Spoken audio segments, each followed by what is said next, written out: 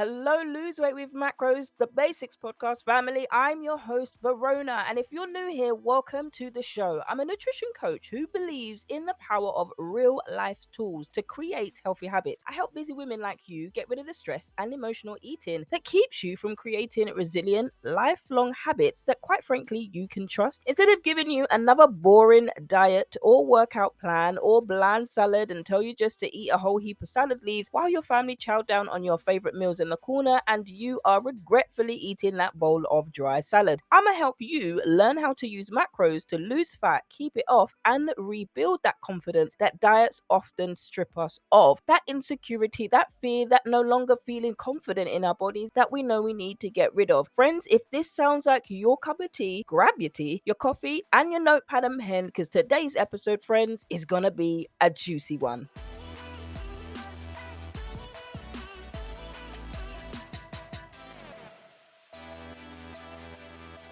So today's episode is 3 steps to speed up your metabolism with macro-based eating. Welcome to the show. If you've never listened to me before, I'm so glad that you are here. And if you are a regular girl, you know that I'm going to get into it today, as we always do. And if you want to be part of the family and know when these episodes come out ahead of time, every Monday, Wednesday, Friday, of course, but you want to know what we're talking about before everybody else does, I encourage you to get onto the podcast where I will give you all of the tea first before anybody else gets to listen to the episode. So tell me if this has ever come from your mouth. I know it came from mine when I tried to lose weight, but I want to know if it came from yours. We tend to have, especially as women or men, if you're happening to listen to this podcast, welcome to the show.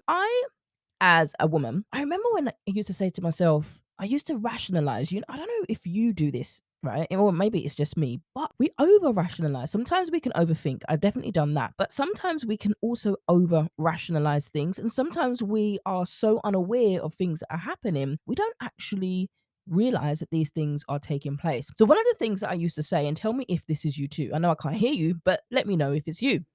One of the things I used to rationalize with myself was I'm not overweight, but I definitely have a little belly fat. I've been spending quite a bit of time thinking about what to do about it. And I've decided that I need to change my lifestyle and I need to lose weight. I know I'm going to start with keto and then see how that goes. And that is what we do, right? That's literally what I did a few years ago. Instead of me focusing on why I've got belly fat, what's going on with my gut health, what's going on with my digestion, I decided to find a quick fix. Because face it, friends, when we see our bodies, when we see the way that we look every single day, we're not always happy about it, are we? There's something that we would love to change. And when you're tracking macros, one of the things that we can often get caught up in is I'm not doing it right and what's wrong with me? Why am I doing it wrong? And then what happens is we start out with the best intentions, but where we tend to always seem to get off track is when we start to see progress. And what we end up doing is sabotaging ourselves, and then we end up letting other people or other things get in the way so that we cannot succeed because we're so used to. And this is going into a little bit of the mindset coaching and the focus on the fat loss coaching when we're doing mindset. And we're also talking about self-sabotage, how you overcome it. Now, if you don't know what I'm talking about when it comes to focus on the fat loss is the group coaching program that we are kicking off in the brand new year. So vanutritioncoaching.co.uk/focus. And in this program, I'm going to be teaching you all of the modules when it comes to nutrition, mindset, macros, keeping you on track when it comes to it. Not just so you got a whole load of knowledge, but you know how to put it into practice. That's the difference, especially when it comes to keeping the weight off. I'm giving you the tools to do the work. You've got to come and meet me halfway to do the work and also get the results. So when it comes to metabolism, what is metabolism? I'm not going to go too deep into metabolism here. However, there is a full-on module about this in the program. But the metabolism is, in simple terms, any basic process of organic functioning or operating. It's how our bodies operate. And interestingly, the thesaurus actually says soaking up and taking in. Anabolism, catabolism is what our bodies do when we're not eating the right amount of calories. So basically our muscles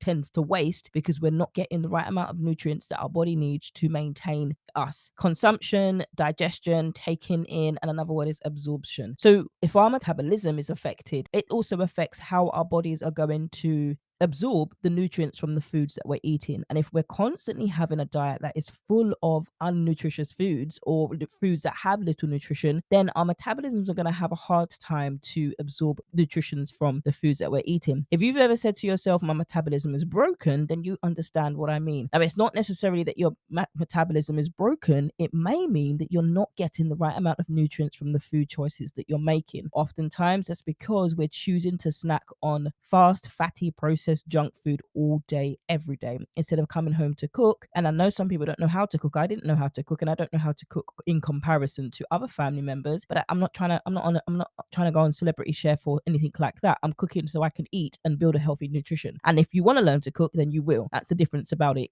And that's if you're new here, I keep it real when it comes to being on the podcast. It's if I'm going to help you, we've got to keep it real, respectfully, obviously. But if you're trying to cook, then you've got to learn. We don't just arrive and be like, oh, I can cook anything I want. We all, even chefs, have to learn how to do stuff. And that is the same when it comes to nutrition. We have to learn what macros are. We have to learn the nutrients and the breakdown. We don't need to go and take a degree in nutrition unless you want to, of course, but we're learning the basics of nutrition, how we can adapt it and apply it to our bodies and ensure that our bodies are getting the right thing. So when we're talking about the steps to speed up your metabolism with macro-based eating, how does that work? What does it look like for you? What do macros even mean? Now, if you're new here and you have no idea what macros are, then go and download the 5-minute free guide to macros that I've created specifically for you. And in this guide, I'm giving you the overview, a quick snapshot and overview of what macronutrients are and whether or not they are right for you when it comes to losing weight. So I'm going into the basic overview of what they are, how it helps, why it's used, and whether or not it's for you. And if you do decide that you want to do this and you want to find out what your macros should be, then head over to the website vanutritioncoaching.co.uk/custom-macros. So my friends, what are the 3 steps to speed up your metabolism? Well, number 1, it's understand how stress is affecting your eating habits and therefore your weight. Now, we don't think that stress can actually have an effect on our weight, but it does. And in Focus on the Fat Loss, the whole module, when we go through it in the live group coaching, I will be talking about this and how you can overcome the stress. But when it comes to stress, a basic overview is cortisol levels are constantly raised, whether we're stressing out, we don't have enough sleep. Our body is constantly in that heightened stage and in that heightened state. So if we're expecting to lose weight in this stage, then we're disappointing ourselves and doing things that aren't actually going to work sustainably. Number 2,